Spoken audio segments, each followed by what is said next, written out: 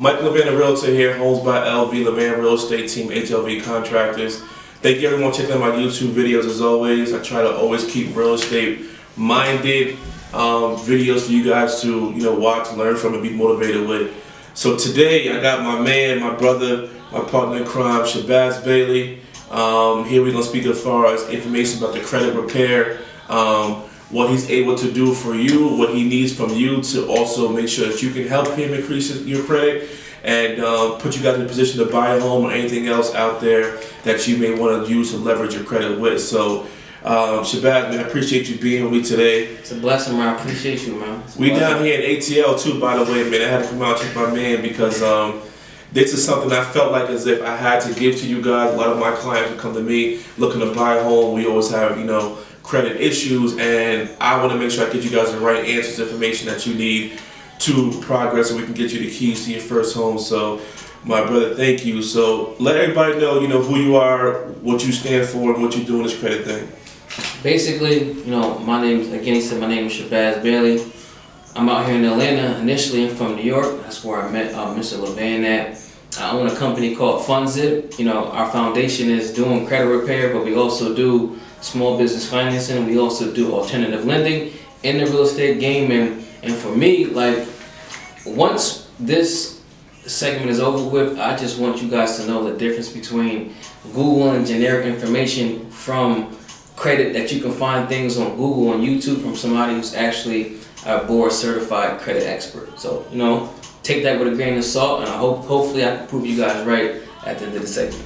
Now, you mentioned that you said financial funding also? Yes, sir. Now, can you touch base about a little bit about as far as how it goes? Like, if somebody says to you, listen, I have the credit, but I need the funding to buy an investment property. Is that something that you can help them with? Yes, sir. So now with the small business funding, there's multiple options. One option is, it's called a startup line of credit, where if somebody has a 680 and above, and depending on what their credit profile looks like, we can get them business funding from anywhere from 60 to 150,000, wow, depending on again how their profile is structured. And then if a business owner such as yourself, let's say for example, if a business owner's been in gear 2 years and has business tax returns, they're more qualified for business term loans, where we can get you 350,000 up to 5 million with the monthly payment with a 6% to 15% interest rate over the period of 5 to 10 years. So it all depends on where they're at. But in terms of having a business idea to get started to have your business, or currently having a business and you want to leverage it, we can do both. That's good, man. We definitely gonna get back into that, because I think that's something that a lot of people have issues with, as far as having one or the other. Like, I may get some clients in real estate and say, listen, I got a lot of money, but my credit is shot. So okay, when you're working that credit, get that credit up. Or many people say, listen, I got great credit, but I ain't got no money. Right. You know what I mean? Right. And there's nothing wrong with that too, by the way. Like, I hate when people feel like as if they get embarrassed. You're coming across people like, listen, man, they scared to tell you their credit's a 550 or 580, or they scared to tell you, listen, I don't got no money in my bank account. Because at the end of the day, if there's a problem, we can provide the solutions for them. And that's why we're here today. Now, how long have you been doing the credit repair end of it? I want to say I've been doing it successfully since 2014. I like that word. Hold on, I'm going to pause you. I like that word, successfully.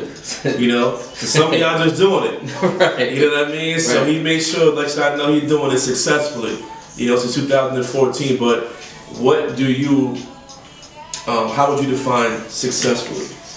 I want success, and not success upon myself or my business, success upon my clientele, because credit is sensitive in a situation where it's everything in terms of buying a house, getting an apartment, getting a car, having a business. So if I can have 1,000 clients, and out of 1,000 clients, let's say 950 were able to buy a house, move from a situation where they were living in a bad part of Atlanta, and now by the grace of God, I fixed their credit, they're able to move to a better area and have a better school district.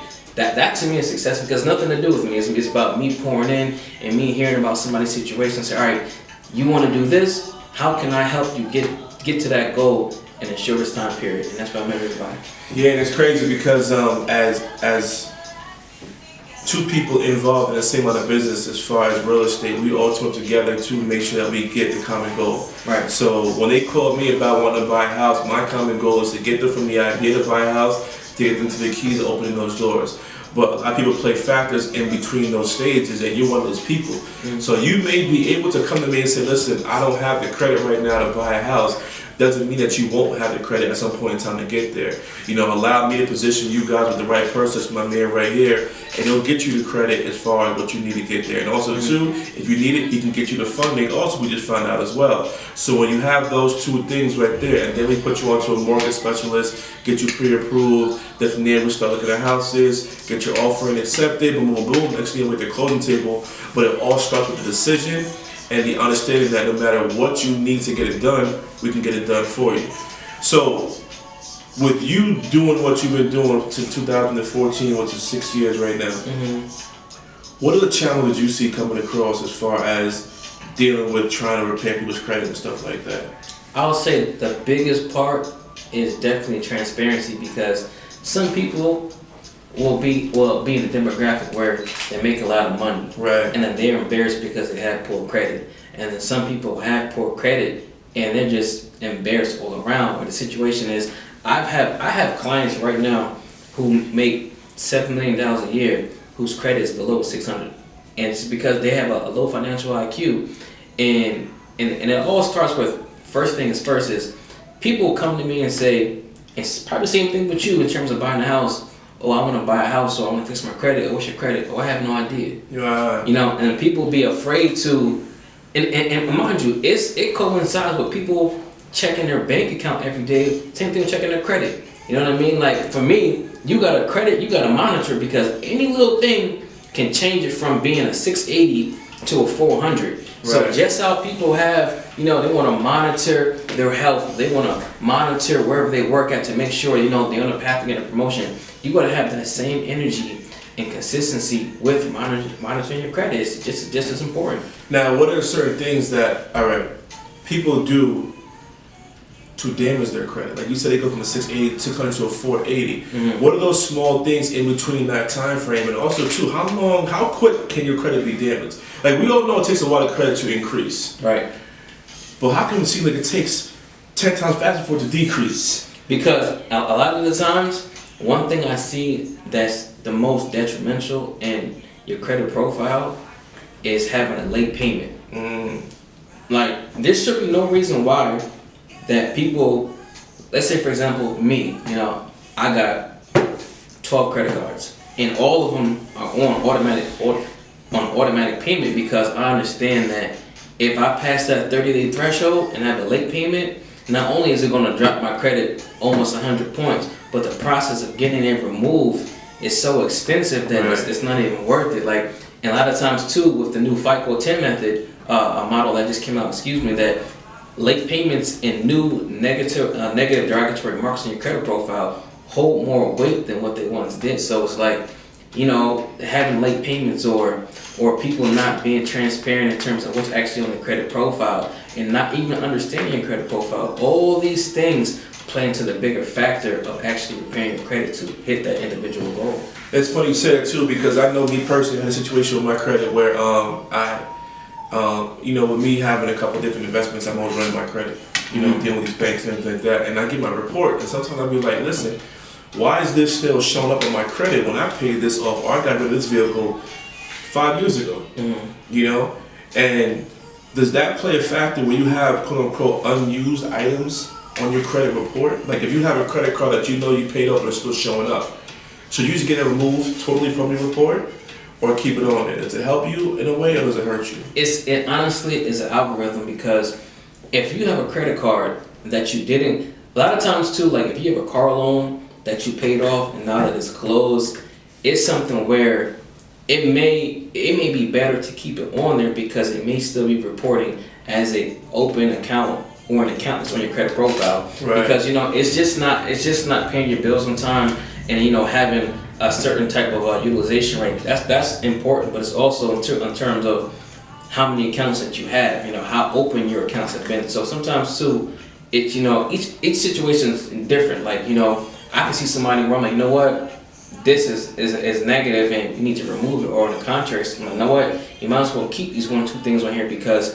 if we remove from your credit report, your open credits is going, your open accounts is going to go from being 10 to 7, and now it's going to drop your score regardless. So you might as well keep it on there. Got you. Okay, that makes sense. All right, so my daughter just turned 18, getting ready to go to college, and I noticed that she's been getting mail from different credit card companies and stuff like that. Is that a good time to start building your credit independently, or should 18-year-olds, wait or go a different route as far as getting to start to good credit? Because if you think about it, if you think about it, in our quote-unquote generation, I know when I was 18, I wasn't thinking about credit. I didn't think about credit until I needed it for maybe mid-20s. So is it more important now for kids to start earlier, as far as building their credit up, and then how should they go about it? Honestly, 18, in terms of answering your original question, basically when I graduated from high school, and I seen a lot of people say, I'm not going to college and I'm not getting a trade, I'm going to buy into my family's business. And I'm like, how you buying into your family's business? Yeah, that wasn't... You ain't got no money, you know what I'm saying? And I seen that they know in certain cultures, they preach the importance of, credit is capital. And as long as you have good credit, you will always have access of capital if you know what you're doing. And so I would recommend it, and honestly, from 10 to 18, because imagine this. But you can't develop credit before 18, can you? Because you gotta think about it. When your youngest daughter was born, right?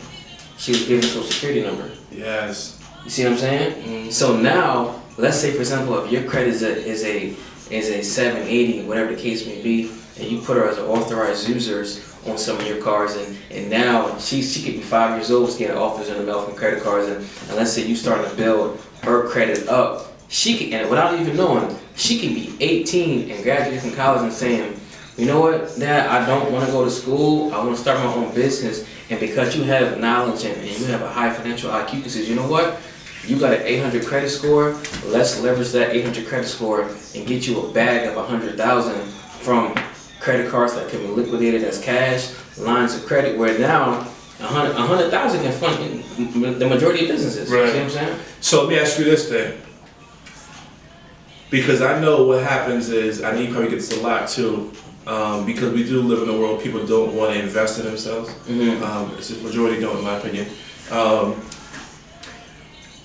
Where do people usually go wrong? Because I know you hear a lot saying, well, I'll just fix the credit myself.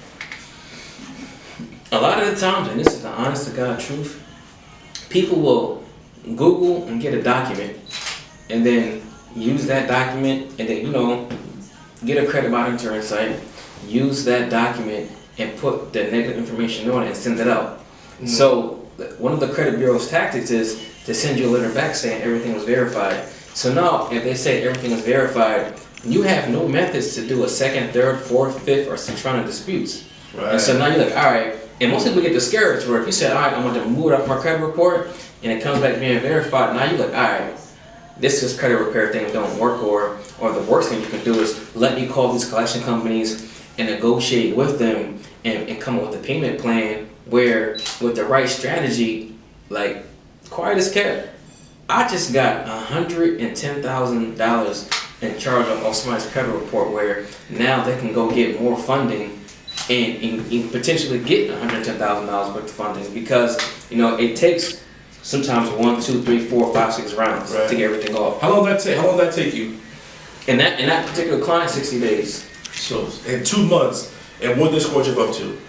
Around about? It went from being a 553 to like a 735. 735. Now mind you people, let's talk real estate for a second. Anything at least a 620 and better gets you an FHA. Anything I believe 690, and my mortgage lenders, please remember that if I'm wrong, or better, get you a conventional loan. So this man just basically said he went from a 530, you said? 533. 533 to a 7. Like a 735. 200 points in 60 days. Now, even if it was 100 points in 30 days, when you come to me saying, listen, I can't get pre-approved right now, my credit's not good enough, And 30 days later, that person, whatever they chose to do with it, had enough increase in their credit score to get pre-approved for a mortgage. And that's all it takes, 30 days. And a lot of us think it's going to be a long, strenuous process, and we get discouraged even trying to even do it as far as repairing our credit. And basically, the proof of the pudding that within 30 days, depending what your score is, you can get to where you need to get that 620 credit score, and we can get you a mortgage and start shopping for houses. You know what I mean? That's amazing, man. Absolutely. I'm telling. And you know, one thing though that's available now is like there's so many people who are online, Instagram, who claim to be a credit expert, and sometimes too, because it's become so oversaturated, people are like, I might as well do it myself. But there's people who really out there like myself who are experts in this field. Like I dedicate my time, my energy, and my effort into perfecting my craft, where I can pretty much confidently say that I can take anybody, and if we come up with a plan within 60 days, have your credit score over 700. No matter where you're at in terms of, you can have a 400, and because of what I know and the tactics that I have been using for my clients, get you to the 700 mark. And these are things that you can't Google. These are things that you're not going to find on Instagram. So it's a lot of that stuff don't work, and a lot of that stuff will have you trying to be cheap, and then be cheap with groceries and going to Aldi. You know what I'm saying? Don't be cheap with your credit. Don't be cheap with your finances, because that's never the best alternative. Right, especially when you invest in yourself. Right. Now, what are certain things that people would want to repair their credit? Would want to repair their credit for, besides maybe just buying a house? A lot of people want to repair their credit. I probably say the main thing is people wanted to actually get an apartment. People wanted to buy a new car or refinance out of your current situation. And a lot of times too, which is more common, a lot of my clients have been through a divorce, and they had so many shared accounts with their spouse, and now they're like, all right, now that we're separated and now this is on my own, I have to repair this to stand on my own 2 feet. Yeah. So the list can be endless, but at the end of the day, you never know. Like credit is kind of like having a savings account, where if I have a line of credit for $30,000, it's to me it's more valuable than having $30,000 in my savings account, because I can have $30,000 in my savings account, and whatever emergencies pop up and I blow through it. Yeah. I don't necessarily have to pay that back. If I have $30,000, I gotta use it responsibly and pay that back. So I recommend everybody to get to a point now where you're not just worried about credit when it's time to credit repair, where I get an apartment or I get a house or I start a business and I'm not worried about it anymore. Credit is your foundation for anything. It's your foundation for wealth. It's your foundation for business credit. It's your foundation for business, period. It's crazy too, because a lot of people speak lately, credit is king. It's more valuable than a dollar bill. And I truly believe that. Now, we're going to talk about the investing side of it, because investing is real estate. Well, part of investing is real estate. I have clients who may run their credit, may spend a bunch of money on buying investment properties, right? And then, they get itchy. Because the first of the month, you get that first rent check and you listen, excuse me, I want more. Is that a hard, what's what I'm looking for? Is it difficult to bounce back credit-wise and financial-wise to start getting other funding for property? No, because people who are multi-millionaires and billionaires will tell you that money is debt. And when you understand that money is really debt, and that credit can be leveraged to be able to create quote-unquote money and to be able to create debt, then that changes the whole entire game. So let's say, for example, where, I have lenders that, if you have, let's say, for example, if you have a credit card for $30,000 and you want to go buy a house, I can show you how to liquidate that credit card, use a credit card for a down payment. And once you start doing the renovations, put enough money on the back and pay your credit card off, make your credit go up, build a relationship with that lender, and then now put yourself on a path to financial freedom. A lot of times too, when you get to the real estate, you don't need to have, sometimes depending on if it's more of a conventional type of lender, where they may require a 680, but in terms of hard money loans, you just need a 620 or 600, you can get the ball rolling. Yeah. Funding wise though, Do you need a certain credit score to refinance out of your investment properties? Yeah, a lot of the times to do it's called a portfolio refinance, where basically if you have a series of properties that you want to put underneath one umbrella, a lot of lenders require that your credit score be at least a 620. 620 is with a good lender, but if you just try to Google lender, some of them will tell you a 680, but bare minimum, try to have at least a 620. And we're not going to jump too far into the mortgage side of it, but just little examples, like I said, we do have some investors watching us. I have a property. I buy it for $50,000. Right? I put $50,000 into it, so I'm all in for $100,000. Property's worth $200,000. When I refinance out of it, after I get that 620, how much cash around about can I pull from that? And you said you bought it for 50 and put in 50? Yeah.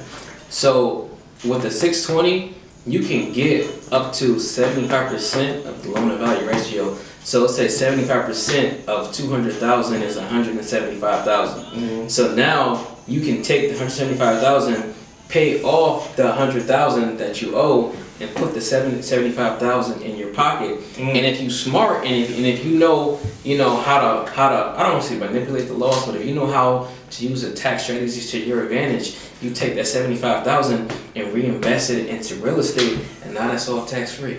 And you can do it all over again. You keep doing it, keep repeating, and have your tenants pay off that debt. Yes, sir. Real quick before we get up out of here, I want to see if there's anything else as far as the credit wise. Now, we spoke about the young entrepreneurs getting their credit positioned the proper way. Is there a certain age requirement they can start getting funding? You're pretty much talking about an entrepreneur can be 13. And it's all about the credit profile, because some people can have a 730 credit score, but if their profile is not in compliance with what their funding requirements are, then it makes no sense. But you can be 13 and have authorized users. You can have a credit card in your name, and you pretty much can use that profile to get funding. And to even take it a step further, you, for example, can have Homes by LV, and which I may say, I'm not gonna lie, if you've never seen the work his contractors do, it's phenomenal. If you're trying to buy a house and you haven't contacted him, there's no point to even watching this. You basically, you just want to watch in terms of for entertainment. But at 2020 now, like, it's about action. So I before we continue, I just want to tell you, man, that this is the guy. Even just to call him and say, this is, tell me what my options are. Well, Shabazz, man, I deeply appreciate it again. It's funny too, because I can tell you guys firsthand, we're actually in the process right now of, getting my credit up. I want to get to that, what's it, the max 800 credit score, and stay there, 850, and stay there. So even if you add 700, doesn't mean that you shouldn't be giving this man a call. If you're going to aim to be the best what you can be in all aspects of life, and credit is one of the things also too. Lots of people think because they have a low credit score, that's when they need to call you. Nah, call at any given time. So I appreciate you doing this, brother. How do people contact you? Like, what's your social media handles and stuff like that? They want to reach out to you. I primarily use LinkedIn, but on LinkedIn, Facebook, and Instagram, you can put in Shabazz Bailey. Ain't no people, I'm the only Shabazz Bailey, so I'm the first one. Right. And if you go to www.fund-zip.com, you'll see all the product services that we offer. You can contact me for a free consultation. I don't mind going over your credit report with you, seeing your situation. It's not even about me helping you in terms of, you pay me for my service, but it's about me giving you the valuable information to be able to put you on the right track so you can accomplish whatever your goals are. And that's what matters to me. That's it. Thank you, everyone. I appreciate you guys again, man. Michael Levine, Realtor here. Shabazz Bailey, Fund Zip, Homes by LV Levine Real Estate Team. Peace.